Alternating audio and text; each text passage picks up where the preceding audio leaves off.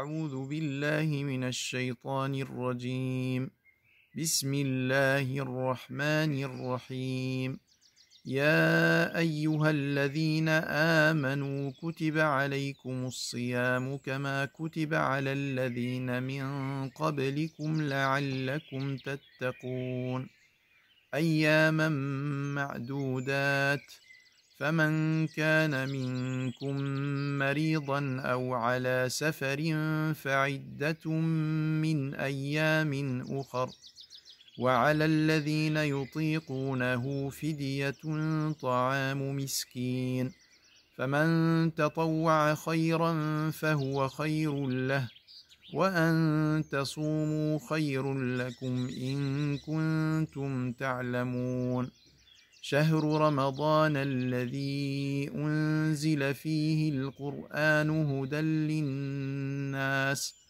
هدى للناس وبينات من الهدى والفرقان فمن شهد منكم الشهر فليصمه ومن كان مريضا أو على سفر فعدة من أيام أخر يريد الله بكم اليسر ولا يريد بكم العسر ولتكملوا العدة ولتكبروا الله على ما هداكم ولعلكم تشكرون وإذا سألك عبادي عني فإني قريب أجيب دعوة الداع إذا دعان فليستجيبوا لي وليؤمنوا بي لعلهم يرشدون صدق الله العظيم الحمد لله رب العالمين والصلاة والسلام على أشرف المرسلين سيدنا Muhammad وعلى آله وصحبه أجمعين. Chers frères, chères sœurs, assalamu alaikum wa rahmatullahi wa barakatuh. C'est avec plaisir que je vous retrouve aujourd'hui pour un court rappel pendant ce mois de Ramadan en confinement.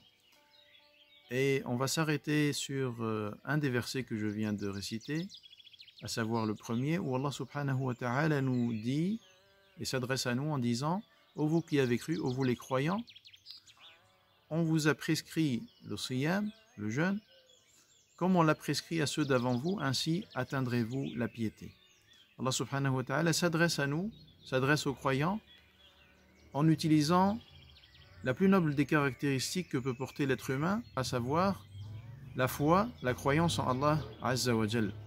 Cette foi varie d'un individu à l'autre. Cette foi augmente et diminue. Et celui qui est dans le cadre de cette foi, qui entre dans cette foi musulmane, a toujours besoin de l'augmenter. Et à chaque fois qu'il va réciter un de ces versets, notamment, qui s'adresse directement à lui, il va se sentir directement concerné. C'est pourquoi Ibn Abbas, radiyallahu anhuma, dit à ce propos, si tu entends Allah t'appeler en disant Ya ayyuhalladhina amanu, sache que c'est soit pour te rapprocher d'un bien, soit pour t'éloigner d'un mal.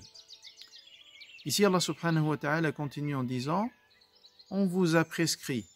Par sa grâce, Allah subhanahu wa ta'ala ne nous dit pas « je vous ai prescrit » et c'est parce qu'il sait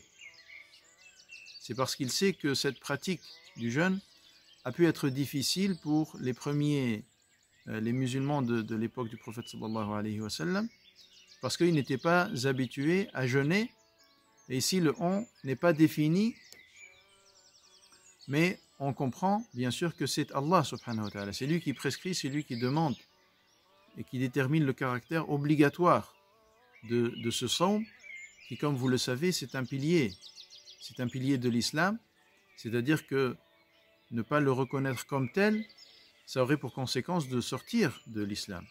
Et d'ailleurs le fait de délaisser ce sawm, c'est un péché grave. As-sawm en arabe signifie le fait de s'abstenir. Et plus précisément, c'est le fait de se priver, Sawm Ramadan, c'est le fait de se priver volontairement de nourriture, de boissons et de jouissances sexuelles pendant la journée de l'aube jusqu'au coucher du soleil par obéissance à Allah subhanahu wa ta'ala. Tous les prophètes d'Allah subhanahu wa ta'ala ont jeûné pour lui. C'est pourquoi Allah dit, comme il a été prescrit, comme on l'a prescrit à ceux d'avant vous. Et là encore, c'est une manière de faciliter, de rendre facile et accessible cette pratique en disant que ça n'est pas quelque chose de nouveau pour les êtres humains. Ce jeûne des peuples qu'ont pratiqué les peuples qui nous ont précédés n'est pas forcément le même jeûne que l'on pratique nous. Il peut par exemple comporter une partie de la nuit ou une partie de la journée ou ne pas durer tout un mois. Toujours est-il que les règles qui encadrent notre jeûne, comme on le pratique aujourd'hui, elles sont les plus souples et les plus simples et les moins difficiles. Enfin, la fin du verset « Ainsi atteindrez-vous la piété », ça c'est la sagesse, c'est le secret qui se trouve dans cette prescription d'Allah subhanahu wa ta'ala de as-siyam. Allah ne prescrit quelque chose que cette chose a un intérêt pour l'être humain. Ici l'intérêt, c'est d'habituer le croyant à la piété, à la crainte du Créateur subhanahu wa ta'ala. En arabe, le terme c'est at-taqwa. Et le Ramadan, ce mois de Ramadan, c'est une école dans laquelle l'homme apprend at-taqwa, la piété vis-à-vis d'Allah subhanahu wa ta'ala. On retrouve cette notion, bien sûr, à de nombreuses reprises dans le Coran al-Karim.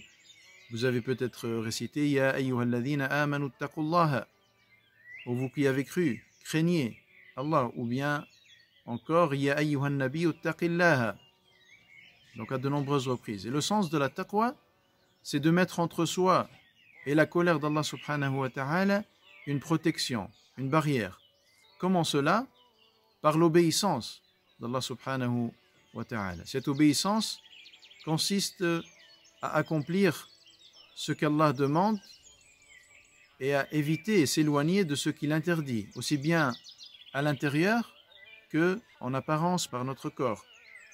C'est-à-dire que ça comprend les paroles, les actes, les intentions, les croyances. Et ce siyam étant le fait d'abandonner quelque chose qui nous est autorisé le reste du temps, en dehors du mois de Ramadan, ceci va nous préparer à délaisser ce qui est interdit dans toutes les circonstances et durant toute notre vie. Ainsi, le croyant, il aura vraiment profité de cette école, l'école de la taqwa, par son jeûne. Ceci est possible.